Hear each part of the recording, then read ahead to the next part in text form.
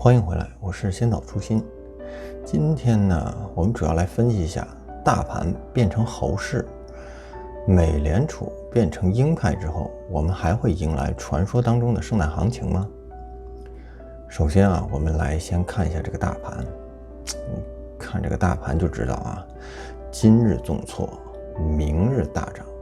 大盘现在已经是上蹿下跳，直接进入了猴市。很显然啊，美股在12月份以来，这个日子啊并不好过。你们是不是都有一种每天都在坐云霄飞车的感觉？这就好像啊，你昨天穿着这个裤衩在三亚，阳光沙滩，今天起来就直接去了南极跟企鹅跳舞。最惨的是你还是穿着昨天的那个裤衩。股市在涨跌之中焦灼，始终没有一个明确的方向。大盘呢变成猴市，跟接下来这几件事情啊有着密不可分的关系。咱们来看一下啊，这几件重要的事件。12月5号，美联储会议，当美联储宣布加快结束经济刺激计划，并暗示明年加息3次的时候，其实说实话啊，这个靴子已经落地了。很多韭菜们呢已经开始接受了这个事实的情况下呢，纳斯达克当天飙升了 2.4%。12月16号，大盘突然暴跌，在没有任何预警的情况下啊，英国宣布加息，直接把上一个交易日的利好全部吃掉。这次暴跌主要是以科技股为主，这个指数啊在本周下跌了逾 3%， 这是今年以来最糟糕的周线走势之一。12月17号是美国股市2021年的最后一个四巫日。紧接着12月20号，拜登的 1.75 万亿重建美好未来的计划受阻。本周三还有值得注意的是，美国第3季度实际 GDP 年化率、实际个人消费支出率、核心 PCE 指数年化率中值。12月23号呢，将会发布美国至12月18日当周初领申请失业金的人数和美国11月核心 PCE 物价指数。这个计划受阻啊，再加上病毒的影响扩大，使得当天啊这个大盘又受到重挫。咱们先来看一看这个计划受阻的原因是什么啊？主要因为温和民主党参议员钦曼投下了至关重要的反对票。由于目前呢，这个民主党和共和党各自掌握着参议院的50个席位，在没有任何一名共和党参议员支持的情况下，曼钦的这一票将关系到这个法案是否能够顺利通过，但是他却投了反对票，这意味着这个法案大概率就要被迫延期到明年1月再审。其实说实话啊，曼钦的这个意思呢，大概其就是说，现在通货膨胀已经非常严重了，老百姓呢都已经生活在水深火热当中了，如果再大举印钱的情况下，势必会对这个经济复苏啊造成严重的影响。我呢并不是说不同意这个计划，只是现在还不是时候，等一等再议吧。因为我们现在主要面对这个高通胀的这个情况，还有这个疫情的影响。反正呢，我就是觉得啊，这个事情就是这么巧合。这个15号美联储刚开完会，这个大盘暴力拉升，好，韭菜们全部都追进去了。然后16号又借着英国加息的这个消息又砸盘。17号呢，是因为四巫日，这个交易量呢就放大，就有的进场，有的获利了结，然后各种结算什么的啊。12月20号，拜登的这个计划又受阻，继续砸盘。要我说啊，这都是华尔街安排好的剧本杀。回头再去想想上个月初释放原油储备，刚刚听到一点点的好消息，紧接着又是这个新的变种奥密克戎病毒的出现。金融市场立马就陷入恐慌。但是我看了这个报道啊，在11月19号的时候，南非就已经出现了这个奥密克戎，但是为什么就在原油刚刚释放的时候，把这个病毒的这个消息又放出来？怎么就这么巧？感觉好像这一切都是安排好了的。大盘变猴，另外的一个原因就是奥密克戎病毒肆虐。首先呢，这个奥密克戎病毒的出现，金融市场直接就陷入了恐慌。11月末，这个新的病毒株啊，在南非被首次发现，就引发了全球金融市场的恐慌，全球股市暴跌，原油暴跌，大宗商品等资产也在下跌。就是说，这些投资者们手里头有的东西，他们就恨不得赶紧就全部都抛售。但是啊，这个市场的恐慌呢，来的也快，是去的也快。12月初啊，基本上市场就已经接受了这个消息了。美国3大股指一度恢复到了历史的最高位置，油价呢也反弹到了70美元以上。这个原因就是当时市场认为啊，这个新的变种病毒啊，传染性虽然高，但是呢，相对于这个 Delta 病毒来说，这个重症率跟致死率并不高，所以当时他们认为这个并不畏惧。但现在看来好像应该要重视起来了，因为这个圣诞节跟新年啊，本来应该是旅游、度假、购物的旺季，但是呢，这个新的病毒啊，给这个节日的气氛蒙上了一层阴影。新的变种病毒报道到现在短短1个月的时间，全球至少有106个国家和地区已经报告了，都有新增的这个新的变种病毒的确诊案例。欧洲呢，无疑是重灾区。根据这个欧洲疾病控制中心20号发布的这个疫情数据，欧盟已经有28个国家报告都有感染，其中英国是最为严重。英国每天基本上都在新增10几万的这个病例。美国这边也没怎么消停。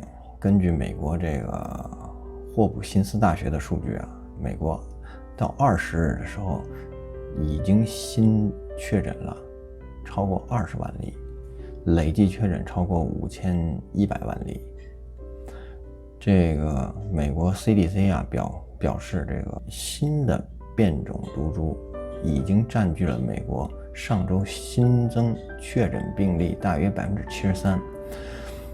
在全球蔓延的这个奥密克戎新冠变种病毒正在迅速取代之前的这个 Delta 成为主导。就在同一天的时候啊，德克萨斯州报告了美国首例奥密克戎变种病毒死亡病例。接下来我们来看一看啊，美联储嘴上呢是说非常的这个鸽派，但是啊，行动上已经慢慢的展示出来了鹰派。在这个美联储议会啊，决定宣布加速缩减债券购买，并公布更为积极的加息预期。其实这个聪明的韭菜们都已经早就猜出来了，这个美联储基本上已经是开始往鸽派上面转了，而且明年的加息基本上也是板上钉钉的事情了。然后紧接着啊，美联储理事沃勒就表示了，美联储最早在明年春季将灵活调整政策，高通胀还在持续扩大，劳动市场接近最大化就业，减码结束后加息是非常合理的。加速 taper 的用意就是为了让缩表能加快到3月前结束，这样就会给3月份这个加息留出了很多的想象空间。这个呢，就是美联储目前的用意，就是来抑制这个高的吓人的通胀。与此同时呢，这个美联储的第3把手纽约联储主席威廉姆也表示了，结束债券购买创造了2022年加息的可能性。加息是积极发展的信号，是因为啊，现在这个通胀太高了，加速缩债是有道理的。而且他也非常的乐观，相信这个劳动市场势必会有明显的改善。目前呢，这个失业率已经有明显的下降了，预计到明年呢，失业率将下降至3.5%左右。与此同时呢，经济增长将远高于趋势水平，通胀率呢会有所下降，但仍高于2%的目标。那么传说中的圣诞行情还会如期而至吗？现在已经完全打了一个问号。这里头顺嘴提一句，这个圣诞行情是指12月的最后5天和1月的头2天。根据数据显示，自1945年以来，这几天呢基本上都是上涨，所以呢被一些投资者称为圣诞行情。但是今年的这个行情真的是，一波接着一波，一浪接着一浪，一颗雷接着一颗雷，而且好像其实说实话从感恩节到新年，这本来应该是一个黄金购物日。因为啥？你看有感恩节、黑五、这个平安夜圣诞节新年，这基本上都是要出去消费的。这比如说买东西出去旅游出去，反正享受这种节日但是根据摩根大通最新报告，从这个今年的感恩节到现在，信用卡消费额度比疫情大流行前的2022年还要差，更不用说疫情前2019年了。这就说明一个什么问题这个消费的疲软呢，是反映了人们对这个新的变种病毒的这个快速增加的担忧，而且也给消费者的支出带来了一定的压力。刚好又碰上了这个供应链的危机跟物价飞涨的痛苦，那你说消费者是不是都得要捂紧钱包？当然不愿意消费了。那商家其实也很无奈没办法，那只能就是说做一些个赔本赚吆喝的事情，希望能提高一些这个销售业绩。但是根据全美零售联合会调查，今年27%的人呢选择到线下的商店去购物，32%的人呢选择网上购物，其余的是两者都皆可。这就看得出来这个奥密克戎变种病毒对这个消费的情绪呢是造成了非常严重的打击。目前来看，圣诞老人肯定是带着礼物，已经乘着他的雪橇，即将会出现在你的屋顶。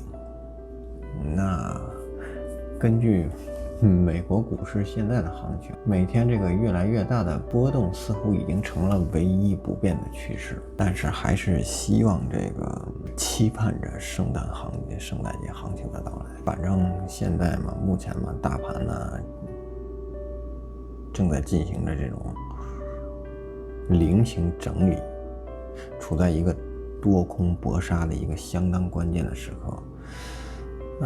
反正圣诞节前可能会继续震荡呗，方向明朗也要等到这个过完节以后。机构可能会选择要等到节后才会再次重新选择方向。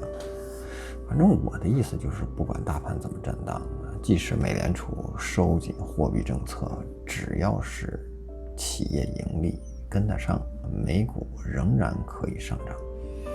反正我是打算去拥抱巨头，降低风险，不要频繁操作这个账户。